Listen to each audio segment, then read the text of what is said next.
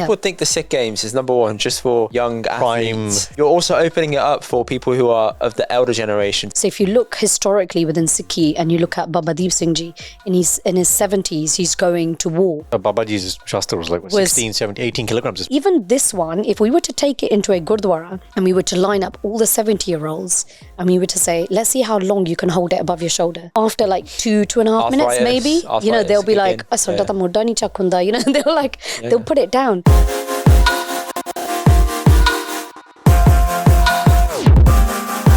What's up, people? Welcome to this week's episode of the Indy and Doctor podcast. We are joined by another special guest this week. So this is Mandeep. She is the president of the Sikh Games, and we are here to understand exactly what the Sikh Games are and what it's going to signify for us in the future as Sikh people. Mandeep, thank you for joining us and thank you for coming. Thank you for having me.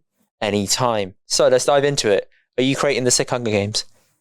Not yet. Not yet. Maybe. That sounds like a good idea, actually. Sounds a bit dangerous. No one's ever brought that to the table. They've brought loads of other sports to the table, including golf. But you're giving me like competitions, but I don't know why. But you're giving me like a Katniss kind of vibe, you know? Katniss vibe, you know? something prosper. That's it. The phrase. Maybe. It's a good idea. We'll put it in the suggestion box. I like it. Maybe in the future. It is the first thing I thought when we had that chat. And I was like, every time you say Sikh Games, I think Hunger Games. It's not the Hunger Games. No one's going to die. It's safe. Don't worry. It's all safe. It's all very, very good. Yeah. So in a nutshell, explain to people what the Sikh Games are. Yeah, so the Sikh Games are essentially it's a project that's been running in Australia for the last 36 years. They have 150 to 200,000 people that come together every year from like all their kind of cities. People fly in when they want to go to the Sikh Games. Yeah. And actually, it was one of the projects where I had, I've got a lot of family that live out in Australia, and they would always reference the Sikh Games. So, when you call one of your relatives and you get a national update on all of them, and you'll say, Sastri Kapoor ji, Taya ji kidda, and they'll be like, we saw them at the Sikh Games. Then you call another. Use this phrase, Mandeep. This phrase really jills me, man. But you'll speak to somebody, you're catching up with them. You've said everything you need to say in terms of your life updates. Namita ji. I'm like, I've just told you everything. You want to repeat everything again? They want the conversation to keep going. I was like, no, you tell me something. Hor Dass. Hor Dass. I need kuch dassan nu. Bas meri life inni boring hai. Kaam pe main dana aake main roti khai soya na bas. That's tusi ki karte hain? Do you know what? I like it. When you've got like when I call places like Australia, you've got so many family members. You could just say their names. And it's like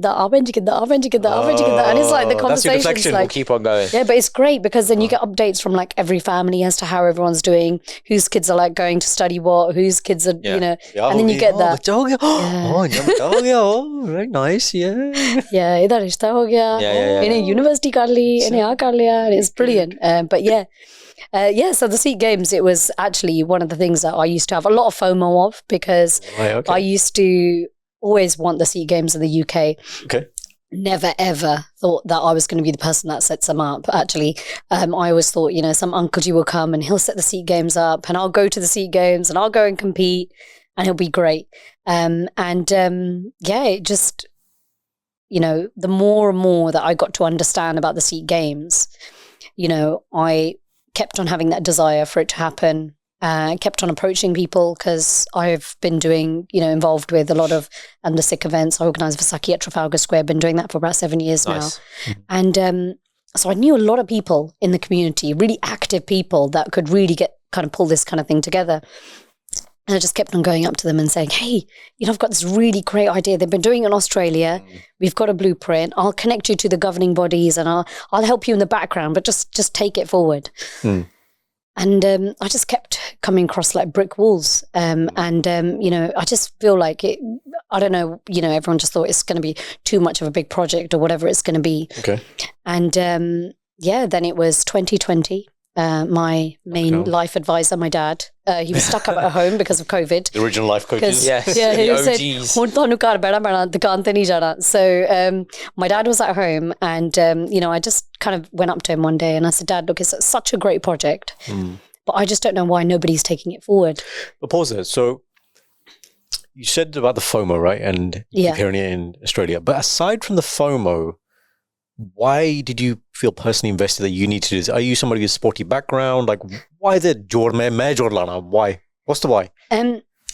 So I am from a really sporty background. I still train 6 times a week. Oh, wow. And even when I went to a sports college, I chose to go to a sports college 5 days of the week. I used to play 6 sports. I used to be the captain of the basketball team. 5 days a week, you used to play 6 sports? Yeah, Wednesday. Double. It was the best day because in the same sports hall, they did trampolining and they did badminton. So I would be the first one to go and learn the trampolining, like routine. the routine. Yeah. And then our PE teacher, he would teach me first. And he'd say, come on. And then I would perfect it. And I was like, right, okay, I'm gone. I'll bounce, then go and give my opponent a break, my badminton opponent a break while I was learning a new routine. And then I would come and then I would carry on playing badminton. It was absolutely brilliant. So badminton, trampolining, what were the other 4 disciplines? So there was badminton and trampolining. They were Wednesday sports, but I also did basketball. I also played football. I also played a lot of hockey. I used to do the one thing that nobody was willing to do in the school, and one of our PE teachers, he kept putting us forward for competitions. Yeah. So I don't know how I got into it, but cycling competitions. Okay. Like the indoor, well. That's unique. Those kind of no, they were actually outdoor cycling competitions as well. So you had kind of like different kind of like tricks and stuff you would have to do and things. Like BMX biking kind of thing. Yeah, kind of like BMX biking. So there was a lot of like you know what? When I got into that, it was quite funny because the teacher came and because we were a sports college, they would get approached a lot for competitions, right. And then they would say, "Do you want to put someone forward?" And then he would come and I don't know what it is about me. Mandeepa? This skill thing. Mandeepa? He'll say. He went into the session and he said, we've got this great opportunity. We have to represent. Who's going to do it? And I thought someone's going to do it because, I just went and did the other competition and then I went to that competition. I was like running at this school and I was doing, and then nobody did it. So I was just like thinking, well, I only learned how to ride a bike in August. So like I think about 4 months prior to that, you just learned how to ride. Chance? No, yeah, that was just out of chance because it's obviously quite hard, because my parents, they had like shops and things and it was quite tricky. They had like a Sunday off every 2 weeks.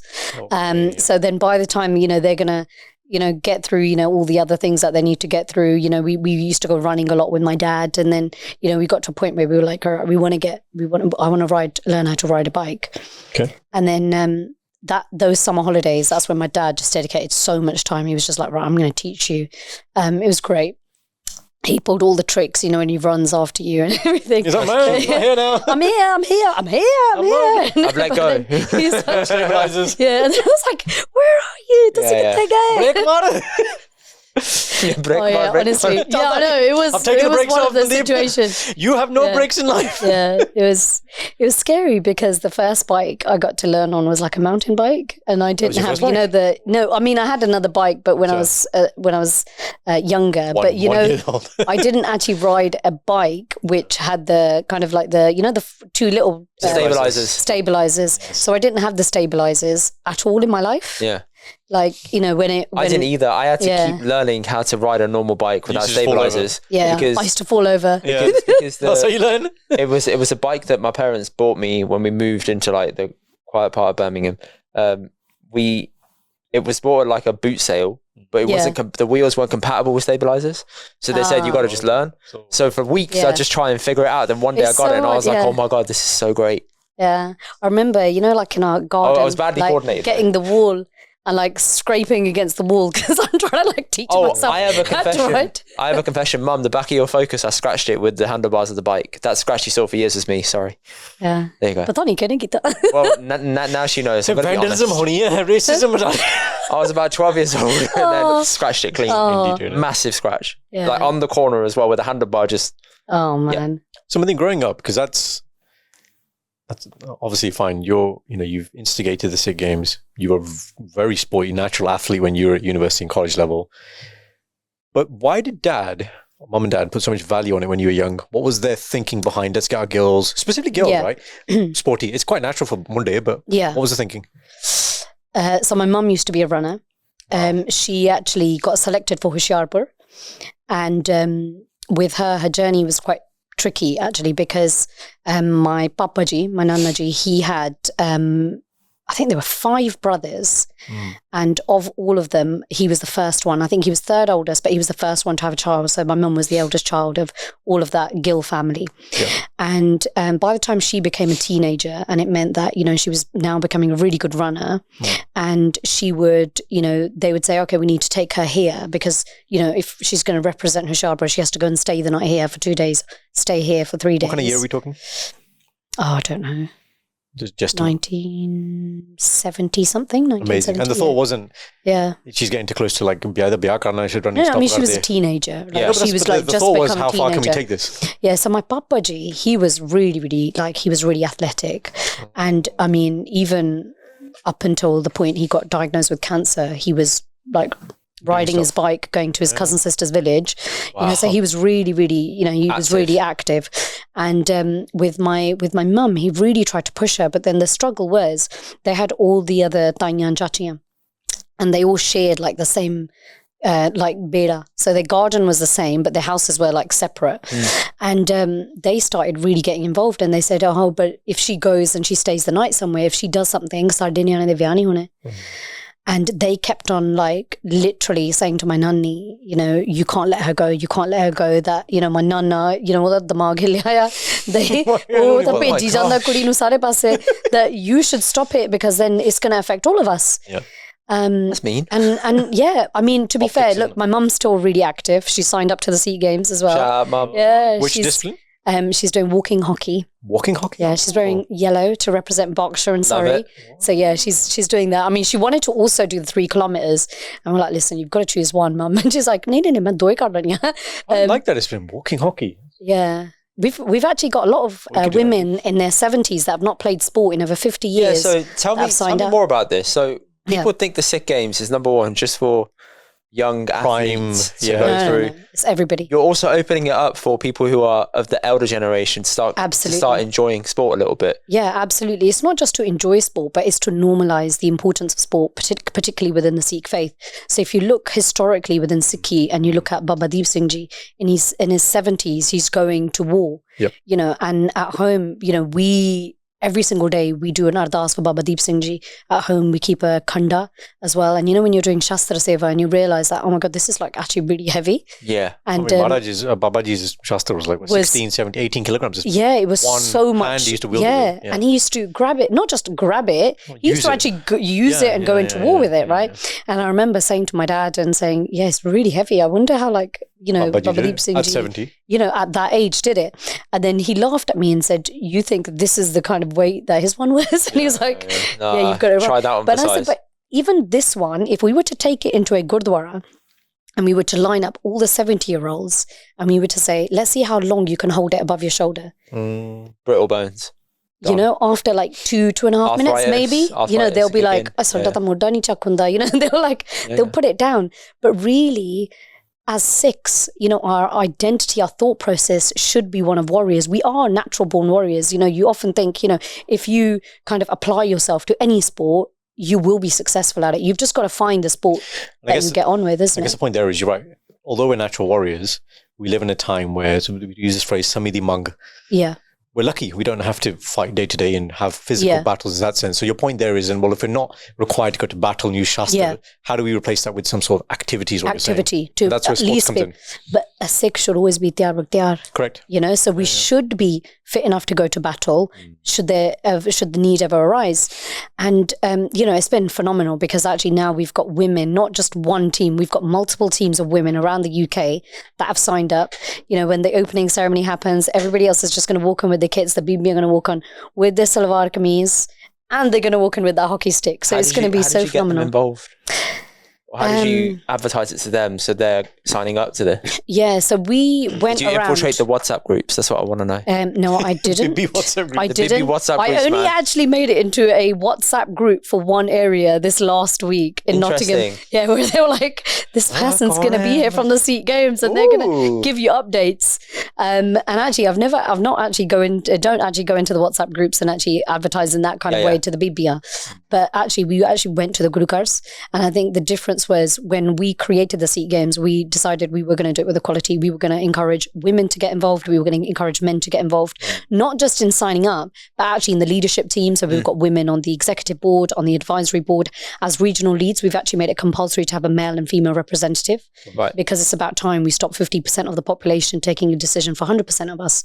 We have a voice. We can talk about what the 12-year-old girls faced when they decided to step away from sport. Yep. We can talk about that. We've got stories where we can relate to it, so to try and create that. But then actually what we put the onus on the elderly. We said, if you do it, and if you get involved, what you're doing is you're showcasing to your next generation that your sport doesn't stop the day you finish school. For women, your sport doesn't stop the day you get married. Sport is something, as a Sikh, we should be carrying on, and our health is something that we should always be maintaining for the rest of our lives, because it not only helps us physically, but it helps us mentally. And it'd be really interesting, because often we would try and normally I would be the one, they'd be like, you speak Punjabi, you go on the stage and speak. And, or you're here, you just go and speak. And then when we would have women stood at the stall, other women would kind of gravitate towards us. Because they feel comfortable to have that, And the amount of women we've spoken to. So one of the ladies I spoke to at one of our events, she was India's first ever women's kabaddi team. She was the captain of India's first ever women's kabaddi team in Chandigarh. Really? We had loads of women that said, "Asi hockey kheddiyan hundiyan si, asi bhajdiyan hundiyan si, asi aa kardiyan si." And then the next thing they would say, "Par hun ta sade kol kar nahi hunda, hun ta bhaj nahi hunda." So then I spoke to... Then you challenge them.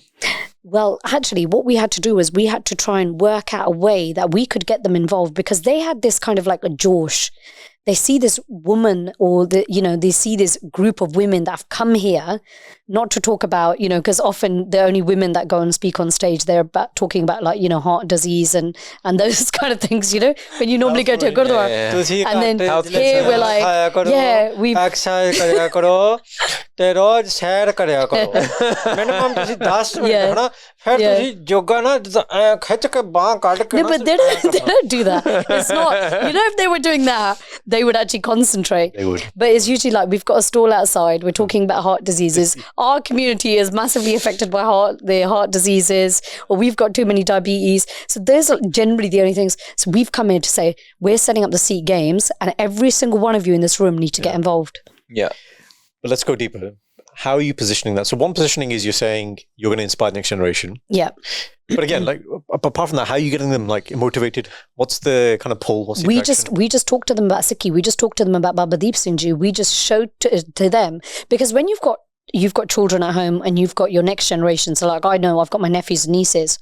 I could say to them, you need to get up and you need to get moving. You need to get up and you need to get moving. But actually, our actions always speak louder than words. You have to show them that you have to show them that this is the norm, this is our reality, and then they themselves will realize, that this is how it's done. And what the great thing has been, even though we haven't officially got an impact assessment report done as of yet, but it's in the process of getting done, but the impact of the Sikh Games has been phenomenal, because we've got, like, for example, like one family in Leicester where the grandma signed up to walking hockey. Yep. The mum, who's in her 40s, she used to be a runner when she was at school, and she'd originally signed up as a volunteer, and she messaged us and she said, actually, I've just found out today from my mum that she signed up to compete, so can I compete? But in my age group. And now she's also got a teenage daughter who plays football. So she's signed up to compete. So you've got 3 generations of women coming into the first ever Sikh Games. That's wicked. And imagine doing that for every single family around the UK. Imagine what it will do for them, not just physically, but mentally, but also to bring that family closer through sport. It shouldn't just be that, the child's going to play sport, so the dad goes with them. To watch, or maybe to watch, drive, be the driver. And it should be, everybody should be involved. The grandparents should know that, this is what they're doing. They should support one another. But, I was saying to, quite early on, I said to my mum, I said, it'd be so cool, बच्चे कहना इदां शुरू करोगे मैं अपनी दादी दी team नू support करन चलना. My daddy is playing hockey. I'm going to go. And that should be the norm in Sikhi. So it's been Honestly, it's been amazing, but it's had that ripple effect to a point where until we created that walking category, we were struggling to get women because guys. So are you saying walking because it makes it sound more barrier to entry? Yeah, barrier, no. like It sounds less fast. Yeah, it's less fast, but it's just showcasing to them, you know, a team sport, giving them the skill set. And then if they want to carry on and they want to get into kind of like running and they want to do those things, that's the next step, right? Because the Sikh Games is not just a sporting tournament, you know, because we've obviously got the 6 competition sports and we've got over 2,200 people that have signed What up. are the 6 sports? So we've got football, hockey, cricket, kabaddi, track, powerlifting as the competitive sports. Right. And then in addition to that, you've got a turpentine competition, a Punjabi speaking competition, one for you there. Yeah. Yeah. Go on. Representing team Birmingham. Representing team ਮੇਰੇ ਕੋਲ ਤੁਸੀਂ ਆਇਓ ਤੁਸੀਂ ਸਾਰੇ defeat ਹੋ ਜਾਣਾ. So Birmingham is going to win that, I think. And so we've got the Punjabi speaking competition. Just out of interest, how do you judge that? Yeah. Because you have conversations and then if you say anything in English or they ask you, they'll have a conversation with you and then you'll get caught out on He'll blitz stuff. that. He'll blitz it. So it's always like you get given a phrase and you have to say it. You should be telling the time. You'd be sorry. Stop it, man. Stop your obsession with me telling the time. Got it. Keep time here. Go away, man. Come on, you've got this, man. Come on. What's the number 40? Start this. Charlie. What's the first? Banj. So, Banj. Banj vajje. Banj. Banj vajje. Charlie meant hoge. Perfect. Oh, Banj Charlie. That's it. Why can't you tell me that one first? 6 vajje nu. B meant reggae. There you go. Perfect. He's got it, my friend. It's only because of that reel I made about it. I'll go back and watch it regularly. Like, yeah, that's really good. You can ask him anytime. Have a competition, Hindi speaking Punjabi competition. Oh, stop it. Yeah, we'll get the kids to move the cycle. So hang on. Is it because you want Kent to lose? Because he's technically Kent now. Could be. Huh? I don't know. Am I Kent? Am I Kent? West Brom, mate. West Brom. Kent? No, East. East London and Essex. Yeah, East London and Essex. That's me. Yeah, East and Essex. Double E. It's the strongest team so far. They've had everything everywhere. That's us. Everything everywhere. Okay. The East London team have got the most amount of sign-ups in the UK at the moment. Have we? Yeah, over 200 people. Have we? Listen. The captain? Listen. My council tax is paid there now. My council tax is paid there now, okay? I'm a part of that district. Come on, no. It's not. That would be problematic. Yeah, because I think, so even, with the opening ceremony, it's going to be a Dharmic program. Just because, often what we find is with some of the Punjabi music, obviously there are so many kind of references to the caste system. Glorifying Sharab. Glorifying Sharab, demoralizing women. Yeah. And actually with the Sikh Games, that's something that we've been really, really strict on. Obviously there's going to be no alcohol. Yep. There's the team names can't be according to any jathebandi or any caste system. They can only be the word Sikh because actually it's not just an active effort to bring the whole of the Sikh UK. Jathedar East London or something?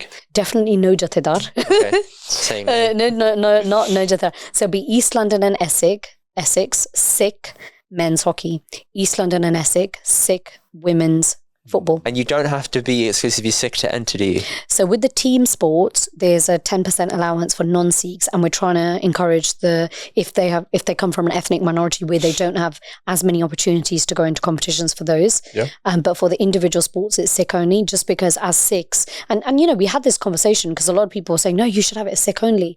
And then there were some people that were saying, no, just open it up completely. We're like, listen, but then that's going to completely that's going to defeat the purpose because we need to try and focus on the community. But at the same time, we need to encourage other communities to also take inspiration from this, because actually, when you think about Sikhs, we should have the mindset of Akal Pur Ki Fauj. We should think about the benefit of everybody and the benefit of mankind, and to represent mankind and to almost be that kind of example, right? Our Guru Cars are open to everyone. Sarbat da Pala. So actually, if they come to this event, they feel like, actually, you know what? We could be doing something like this with our women and our community, from the Muslim community, from the Hindu community, or any other community for that matter. To go a step back in that then, how do you quantify a person who is of an ethnic minority background that's going to make that make that kind of qualification? Yeah, so it's not compulsory, but they just tell us their background and they say, well, we're not from the Sikh community. And often when people do sign up, they'll that's the first thing they'll say, we're not Sikh, but can we come? Or can we,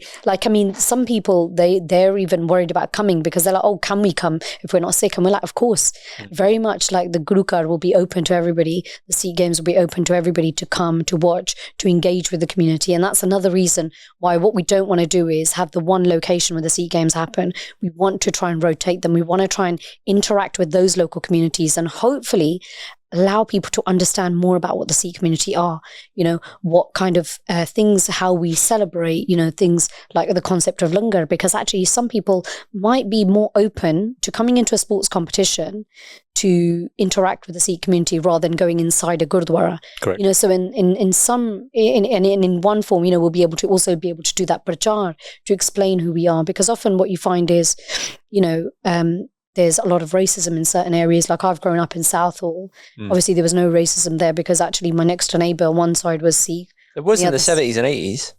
Yeah, and but like growing up, I think now in these areas, in those areas, it's very different. Yeah, it's very different. Yeah. But if we think about what are the problems, because we still are seeing some problems in some of the areas now. So we need to work out what effective solutions can we bring to try and eradicate the hate crime, to try and encourage people to understand better why Sikhs have this identity, for example. But I still don't understand how you can quantify who is a minority and who is enough of a minority to meet that entry point of competing with the 10% allowance?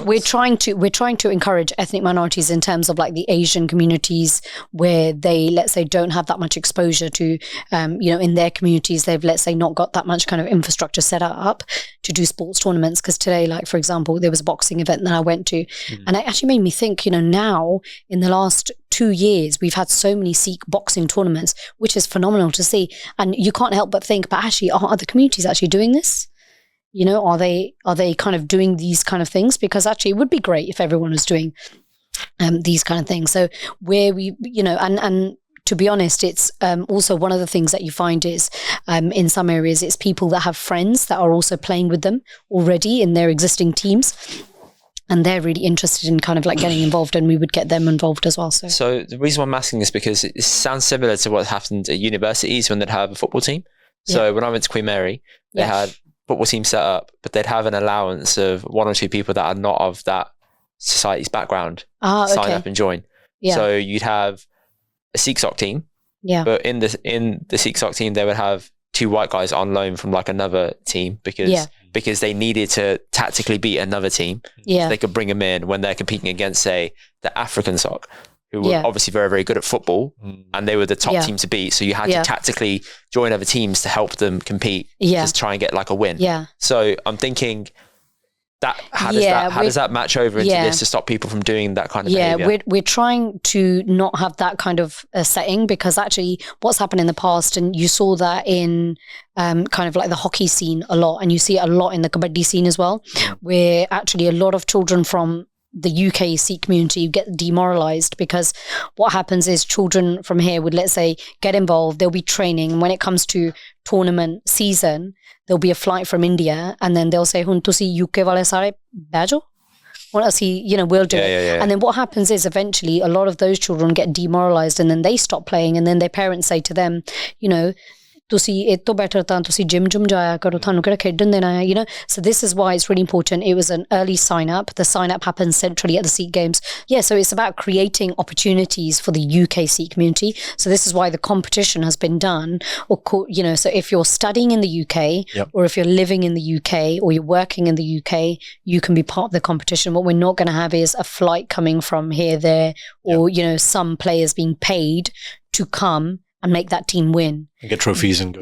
Exactly, because the idea is about investing in the Sikh community, making sure that the Gurdwara invest and try and up their training and get kind of more kind of highly leveled, because even with coaching you have different levels and different tiers.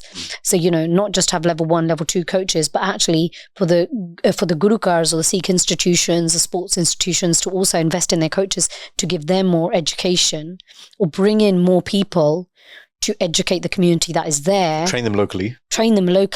Rather than saying to them, actually, you guys are okay, but 2 of you, we're going to bring 2 kind of like professional players. We're going to pay them just because we want to win. But it's about seeing the long-term gain and making them champions, making sure that you have the right education, but you're also giving them the right education and the training. Yeah. So sounds like to me here, there's obviously the games themselves, which is like the actual sport. But the undertones I'm hearing is one is a big health promotion angle, which is, and I said this, Indy, when we were preparing this interview, I was like, when you look at, say, diabetes, okay, as a doctor, there's 2 conversations I can have with people. It's either does your diet like alcohol, right? And I said the same thing with Gurdwaras, like make it simple. Ek dal roti is not 5-star. Jalebi, barfi, sara kuch khai jande. There's that. So adjust your diet, calorie count, be in a deficit. Yeah. And the other side to that is exercise kare karo. Yeah. And the thing that Indy and I discuss is doing exercise is more fun. If you can make it fun, like not the gym specifically, talking about sports here. Yeah, but some people find the gym fun. No, true. No, it's true. It's true. You just got to find what's right. It's less daunting for some than say go to the gym. It's like, if I go and walk more than like 10,000 steps a day, just as like a benchmark or whatever, that's still a good start to go it's still a good start. Any movement, any form of movement is a good start. But if you look historically, on gurus in the Gurukars, like Anandapur Sahib, Guru Gobind Singh Ji trained armies in there. Hola Mahalla. And you had the Hola Mahalla that was also, that used to happen in Anandapur. It still happens in Anandapur Sahib. And what we want to try and achieve is, working with the Gurukars, working with the Sikh institutions, so the university Sikh societies or, the kind of like professional Sikh societies, but making sure that, sport and movement is a vital part of that.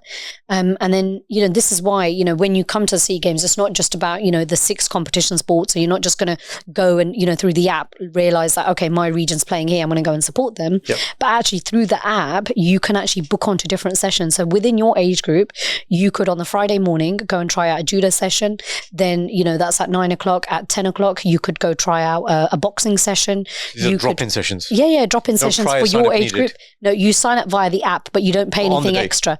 You can do it. The app's going to pre-launch a month before, so you can actually book the sessions before, which is why we're trying to encourage everyone, get your tickets, understand what's going to happen over the course of the 4 days, so that actually when you go there, you have an interactive experience. Like parents will be able to book in their children, but also they'll be able to book in, like, let's say the elderly members of their family that can't book themselves in.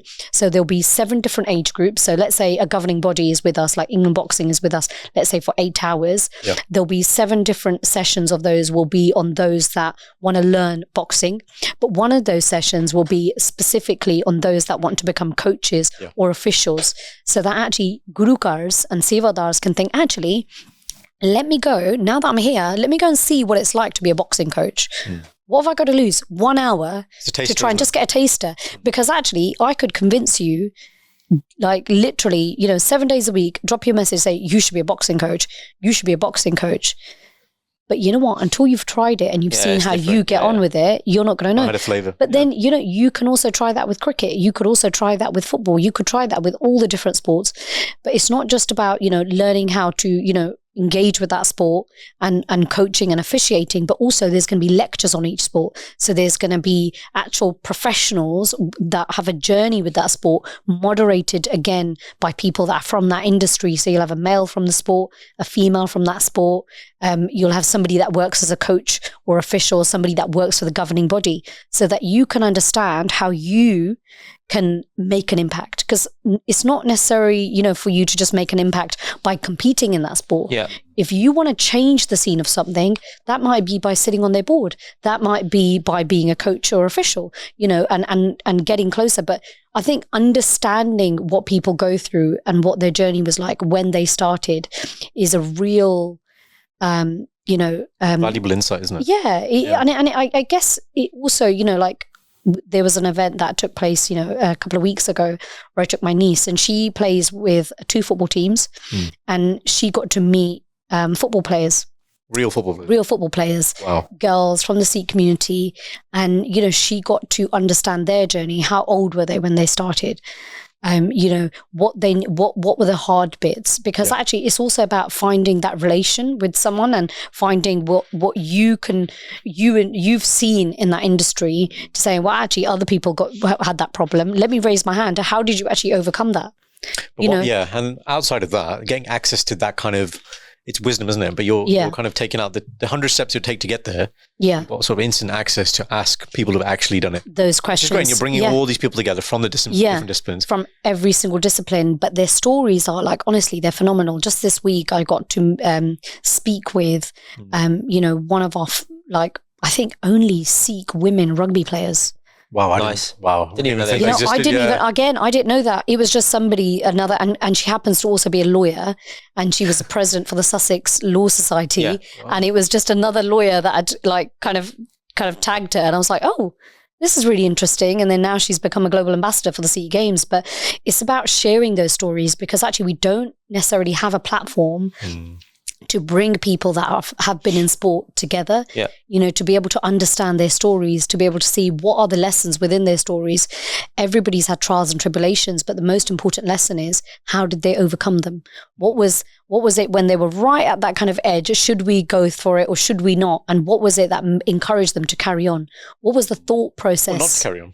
Or not to carry on, It makes me think of that scene in Ben Like Beckham. Yeah. You know, when the Pumker is I came to this country and they made fun of me for my bowling, and then he didn't want Jess to go into football, you know, in that film. Yeah. But you're right, there's wisdom and learnings to be had. And if you're sitting there as a young person thinking, because again, in our families, what is it? It's academia, right? Punjabi families is like, sport to sikar sakte hain, but you must have a backup, you must have a real job, whatever. Yeah.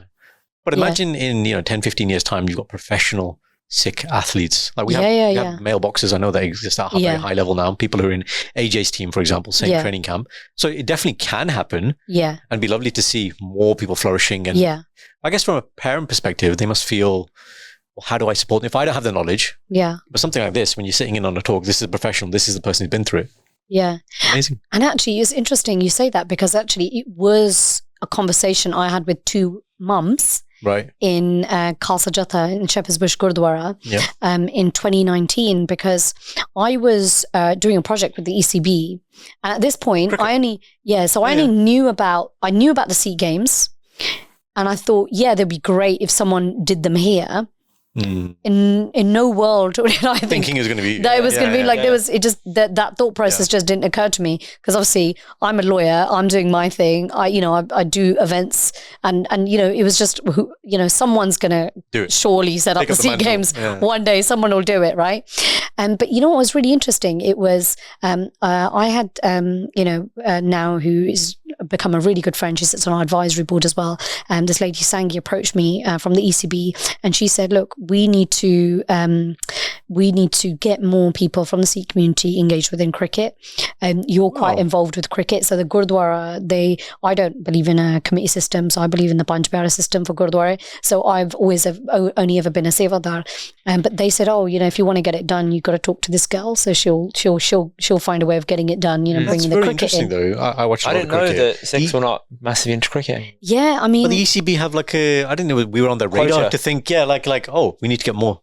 But they were working not just with Sikhs, but they're working with a lot of ethnic minorities. But there's also when she approached me, there's a lot of reputational damage that's come to them recently because of the outright racism that was found within the cricket industry or the cricket world. Yorkshire. So they have a lot of work to do to fix that. So this is maybe a part of it. This is the thing. This was more than 4 years ago. Yeah. Right. When they were working on this project, not just for the Sikh community, but just generally, they were trying to, and they had this opportunity whereby they would come, they would bring the equipment, they would teach people how to become coaches, so that actually they would get the mums involved and they would become the coaches. Mm-hmm. They even said that if you don't have the space in your Gurdwara, if you've got local community centre, we'll pay for the cost of that. That's mad. So that you can do this 4 weeks, 8 weeks, 12 weeks, whatever you need. Deep pockets, man. Wow. We'll make it happen, right? So I think this is the thing, right? We can't always criticize the governing bodies, because the governing bodies from my conversation, particularly I think with the ECB, they've tried so hard to try and make it happen. So then I already had the brownie points with the mums, because I used to go and do the Punjabi speaking session at the Gurdwara with the Punjabi class, because I was British born and I was a lawyer, so they liked me. And then I actually spoke Punjabi, which is something that they struggle to encourage their kids to speak. And then when I would come and I'd be like, sit them all around the table. So they were like, really, happy. Whenever I said anything, they would just be like, yeah, it's great. She's brought this to the table now. And I said, look, we're going to do this. We're going to do this cricket. They were like, oh yeah. And I said, what day do you guys want to come in? Everything will come, the coaches will come. What day do you want to do it? And they said, we'll kind of have to do it on a Sunday, because that's when the divan happens. So I said, okay, do you want to do it an hour before the Punjabi class or an hour after the Punjabi class? And they said, we don't want to do it after, because, we've got to kind of get back, because we've traditionally always done a Shamda, like evening divan. Yep.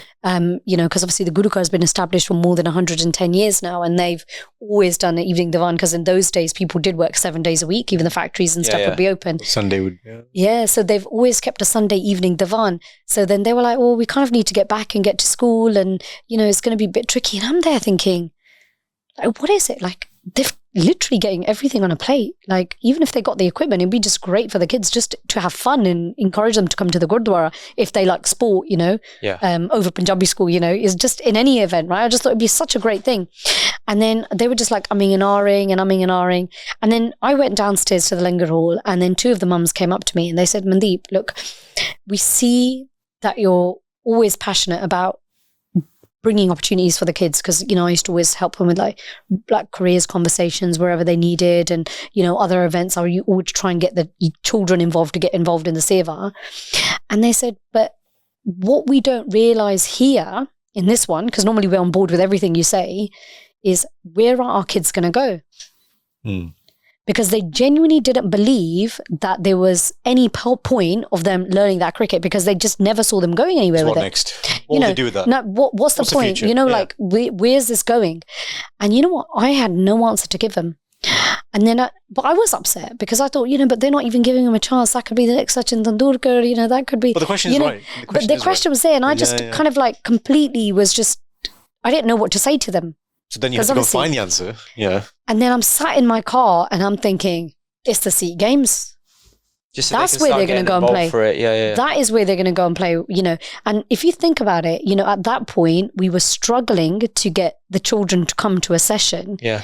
And then the day the Sikh Games, we went there and I've started putting banners and stuff there, and, we're doing like a road show. So pointing towards this You've got these, not just the kids, now the mums, not just those 2, but loads of other mums like, मैं basketball खेल देती थी, मैं आ कर देती थी. We're like, come on, get involved. Like, let's just do it, right? And it just changed the game. You've got people that had no interest in even coming to try something out. Now that we set the Sikh Games, they're lining up to sign up. There's a reason. There's something we're working towards. There's a focus. Like running a marathon, like an event. Exactly. And the amazing thing is, we don't know what it's going to lead to next. We don't know what it's going to mean for those children. We don't, because all the governing bodies are on board. We don't know if there's going to be scouts there. We have so many conversations with so many people that are trying to get more info on what's happening there. The grassroots level. Yeah, not just at the grassroots. Like scouts have approached us, to say, so when are the Sikh Games happening? When are you going to release this information? When are you going to release this information? They genuinely want to know, because they're thinking, okay, they've created this phenomenal platform. We don't know what we're going to go and find there. Yeah, exactly. Yeah, so I do have a question though about the whole team layout and districts. Yeah. How are people in communications, and at what place are they speaking to one another about competing in the same team? How are they training and stuff like that? So let's say you've got, then name all the sports again. So we've got football, hockey, cricket, kabaddi. They're the 4 competition team sports. The football team, the hockey teams. Yeah. How are they meeting? Where are they meeting? Are they training at the moment as a team to build that ethos at the moment? How's that working? Through you guys or through a Gurdwara? How's it all working? Yeah, together actually. So what happens is we do the sign up centrally. Right. And then now that we've announced the date and the location of the Sikh Games, which is the 15th to the 18th of August. Okay. So the 15th we haven't yet announced, which is the opening ceremony. Yeah. But the 16th, 17th, 18th, the location has been confirmed. It's the Loughborough University. Mm-hmm. And we've given them the dates they now have to confirm, okay, can we make those dates? Can we make that location? And then once they confirm that information to us, then we bring them together and we train them.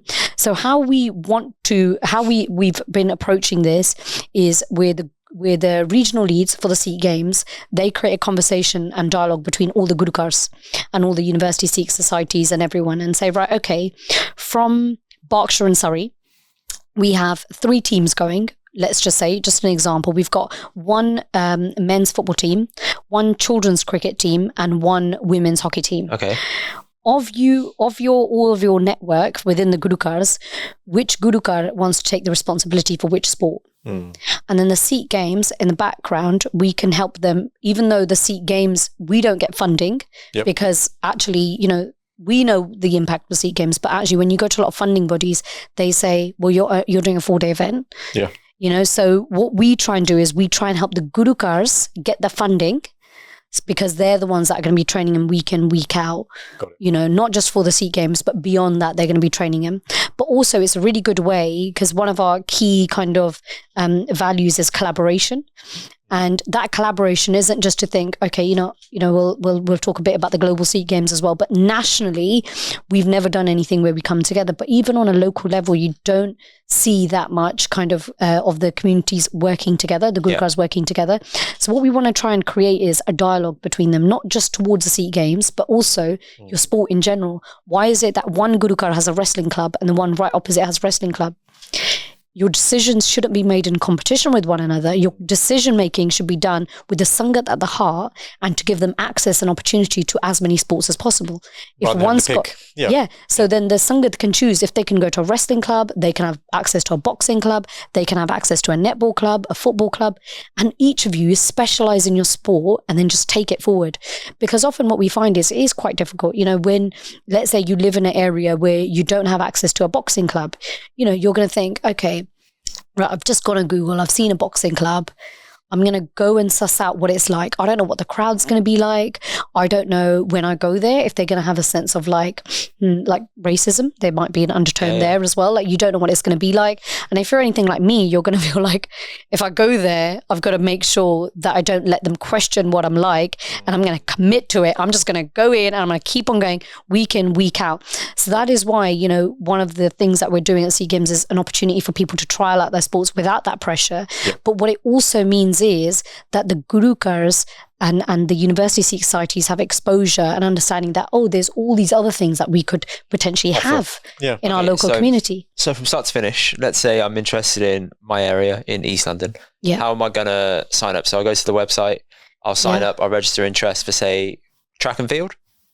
Yeah, so now officially the sign up has closed. Okay. So the sign up is only done according to, so you can do it.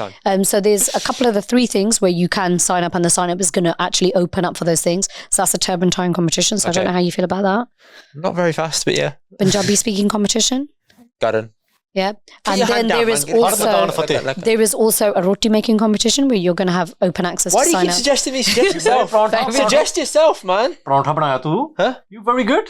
Yeah, and that was a one-off. That was a one-off. Roti making competition. But what you can do is, if you follow the Sikh Games on Instagram, you'll get to find out if there is a shortage in any teams for, let's say, in your area. So let's say we're doing 7-a-side football in your age group, and then we've got a shortage of a couple of players, that will get announced on our stories to say, hey, we're looking for football players, or we're looking for hockey players. So keep an eye. Is this a biannual thing? Is this happening every year? Yeah, at the moment we're looking to do the actual Sikh Games themselves every 2 years. Okay. And the year in between, we're looking to do a camp. So we did a camp previously as well, where the people that had already signed up got to go to a 2-day camp where they basically got to interact with our team of coaches. So, excellence is a really important part. So we've got, and this was a really great guy actually. So when we think about the Sikh Games, and please don't think it's just one person that set them up. It's always been like it's not been created in a vacuum. It's a whole family of us. Everybody comes, they give a suggestion. it's almost like it's answering everybody's dreams through this one project. It's collective. You know, and it's everybody feels that kind of openness to tell us where they feel that we're lacking as a community, where they feel that we could have done more, to then bring a proposal to the Sikh Games to say, okay, this is what I want to do through this project, you know. So it's been a really open door policy where they've been able to do that. And then we had this great conversation with somebody that everyone kept on saying, you need to talk to this Nav guy. He works for Arsenal. You need to talk to Nav. Literally, I mean, I think I heard the name. He was recommended around 6 times. And then I was like, right, I've got to find this Nav guy now.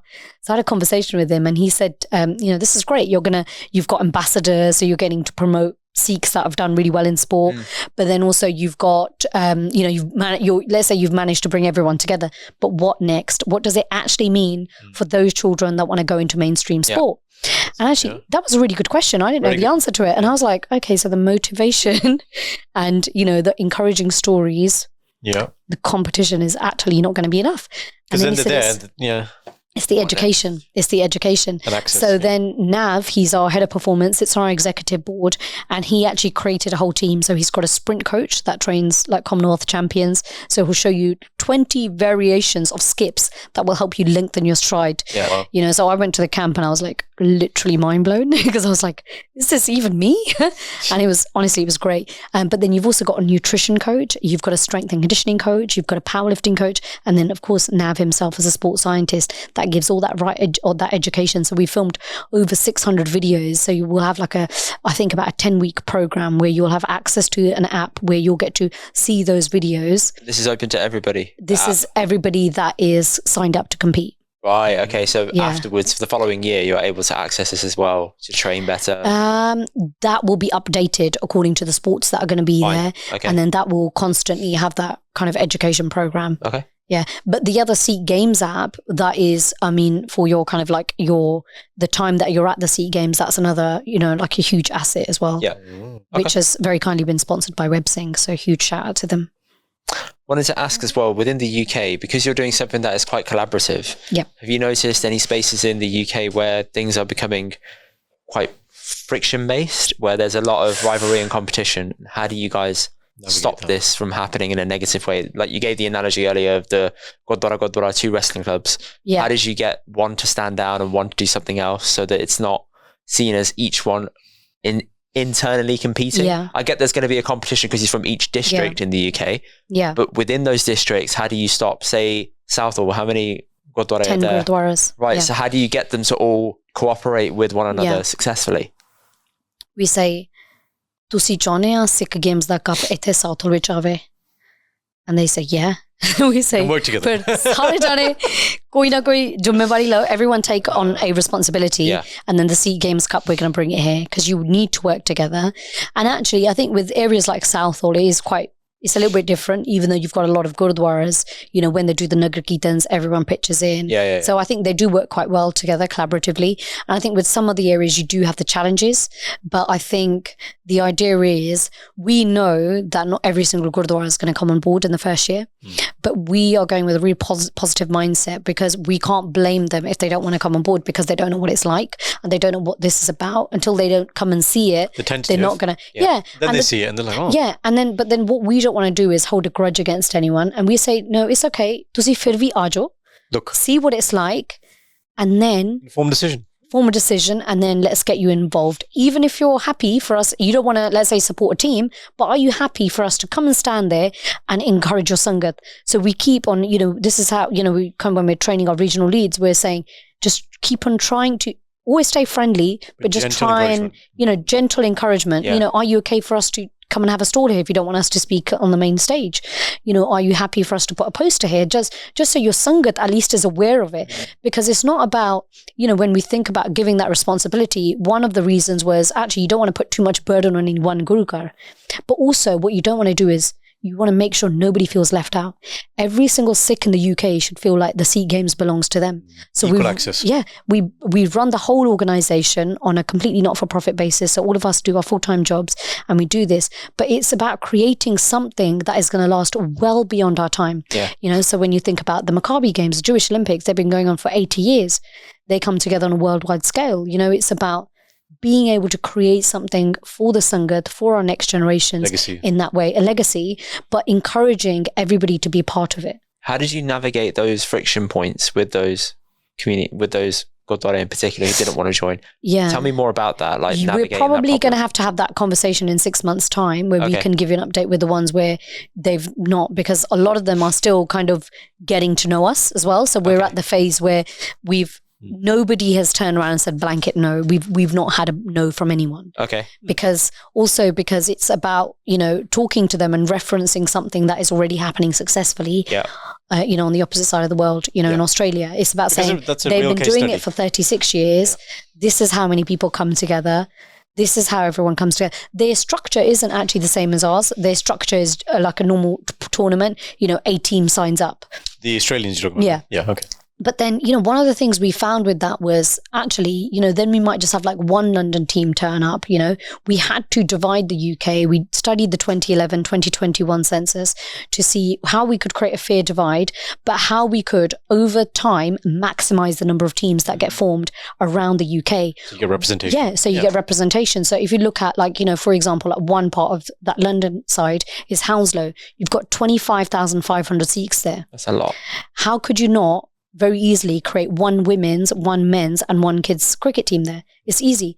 But we've been here for over 110 years. We've only ever had 2 Sikh cricket teams, which is surprising because we all watch cricket. I know for sure my dad's woken me up at like 4 o'clock in the morning to say the cricket's on. Yeah. And, we go and watch it in person. Yeah. We watch it on TV. We understand it. It's not like we don't understand it. We see people that look like us that are playing it.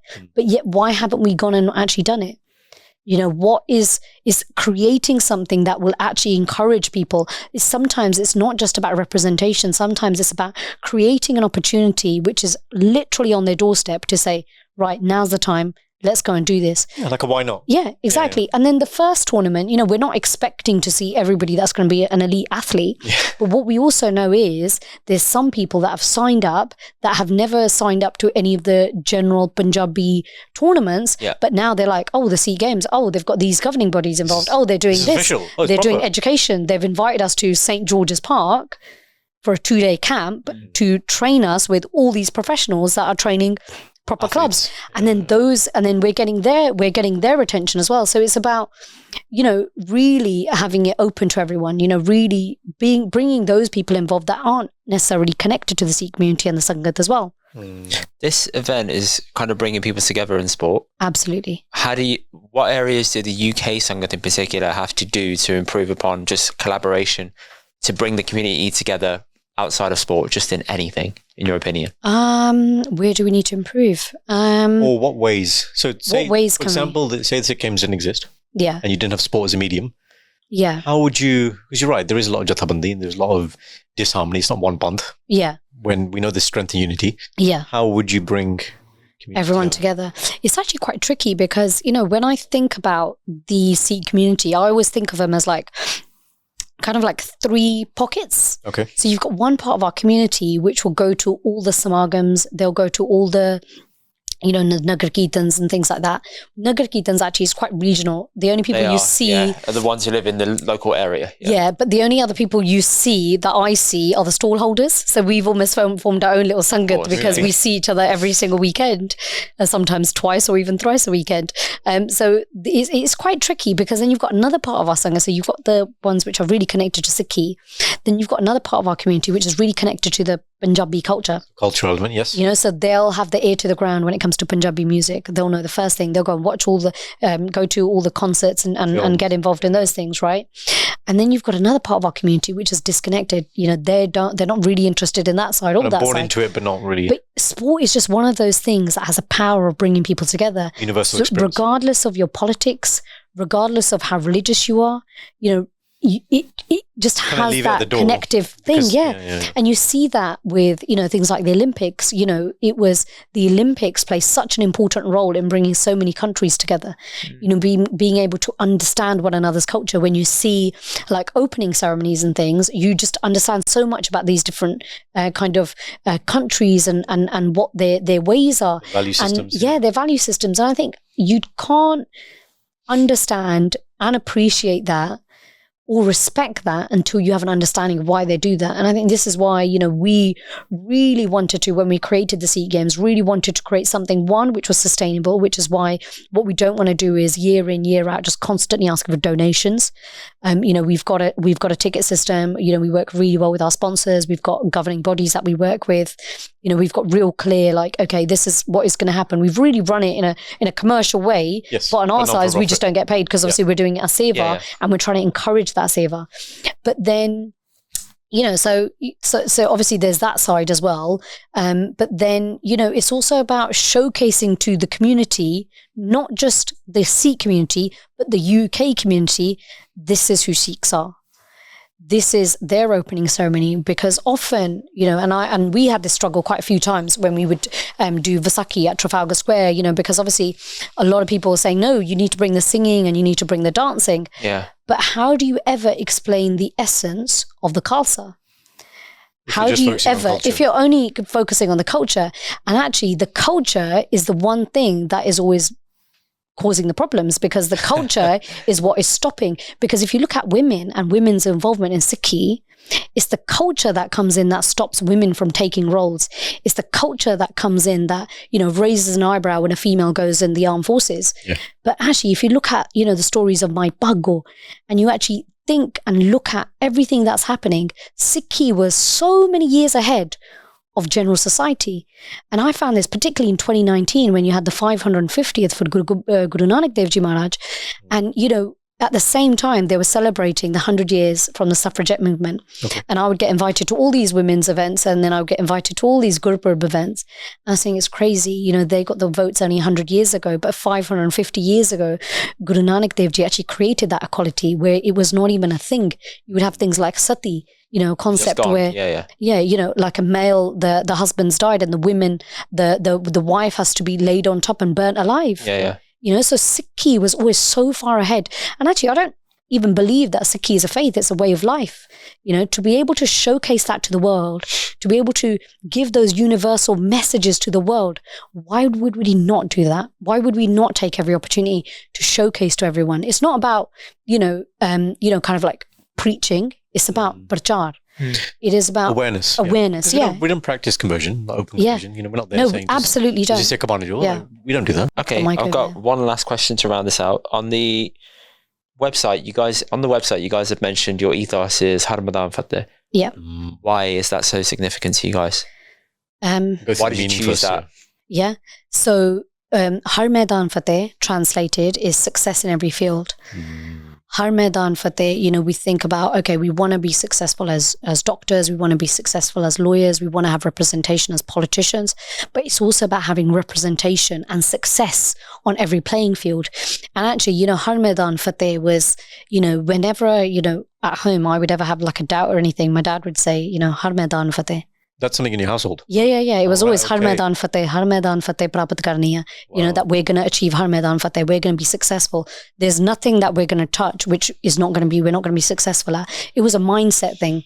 What I didn't know was, and I found this out afterwards when I was having a conversation with somebody who was actually a collector of Maharaja Ranjit Singh's kind of Shastra, and on his swords he has Harmidan Fateh written on it. And it's really a mindset thing. It's really about encouraging everybody that we can be successful at everything, but also this kind of way of having this unity, because actually when you think about any one person's success, it's never just their success. They've normally got an army of people behind them, supporting an army of people in front of them that have opened doors for them. So it's to understand and to recognize that when anyone is doing anything, and you should never see it as a threat to yourself. As a Sikh Qaum, it's about seeing and recognizing, like I say this all the time, to my friends, we should never be threatened when one female does better than another one. Yes. You can both succeed. Yeah, because if you think about and if you truly love your next generation, and I truly love both of my nieces, I want to be able to show them successful footballers. I want to be able to show them successful politicians. It's not just about showing them successful businesswomen or successful lawyers. And the more we celebrate one another, and the more we have this collective mindset that ਅਸੀਂ ਸਾਰਿਆਂ ਦੀ ਫਤਿਹ ਕਰਾਉਣੀ ਆ, that is when the next generations, they will just prosper and get better and better and better. So even the conversations we have within our own households, we need to try and make them more positive and encouraging and actually celebrate, actually making an effort to say, right, there's these 3 people sat in front of me. Where can I see the good parts in all of them? What can I do to clear their path so that they have more success? Where we're pulling one another back. It's about what can I do? Because actually, if I can show, and I've got my little niece sat right next to me, I can say, look, we've got all these people in this room. All of them are working towards something. They're all successful. What is she more likely to be? Successful. Because all you've done is shared success stories. And all you've done is you create this network. So Sikhi also gives so much prevalence to your sangat. You know, now we say, okay, your network is your net worth. Correct. But actually, you see this a lot in the Jewish community. And it's not to say, you know, one community is, you know, where one community is doing something well, we should talk about it. We should talk about it, look at it, analyse it, see how they've done it. Yeah, absolutely. And see actually what more could we be doing in today's day and age to try and encourage that success, to try and celebrate one another's success, support one another's success, and actually highlight even more opportunities to them. And that is what we want to try and do through the Sikh Games, actually bring the community together, you know, empower them. No matter what role you play in the Sikh Games, you might come in as a volunteer, you might come in as, you know, as an athlete, you might come in as a regional lead. What is it that you desire to be? Where is it you desire to go? And what can we do as a collective to help you get to that? Sounds brilliant. Mandeep, tell people where they can find out more about this, please. Yeah. So firstly, you know, you can go onto the Sikh Games website, which is www.thesikhgames.com. We're also updating our social medias literally, you know, once or twice a day with updates. So please follow us on the Sikh Games. And we're on Instagram, we're on LinkedIn, we're on X, we're on Facebook. We're literally on every platform. So please reach out to us. If you have any questions, just drop us a DM or just, you know, drop us an email at info@thesikhgames.com. And we look forward to seeing every single one of you at the Sikh Games. Please attend. People will be there, Indy. Of course we will. We're going to be hosting. We're going to be commentating. We'll be there. Speak Punjabi. We'll see you there. He'll be competing, not me. Punjabi and English. We will see you guys there. Please drop a like on the video and see you there on the 15th to 18th of August. In a bit. Thank you guys for watching. Check out the rest of our episodes here and don't forget to subscribe here. We'll see you guys on the next one.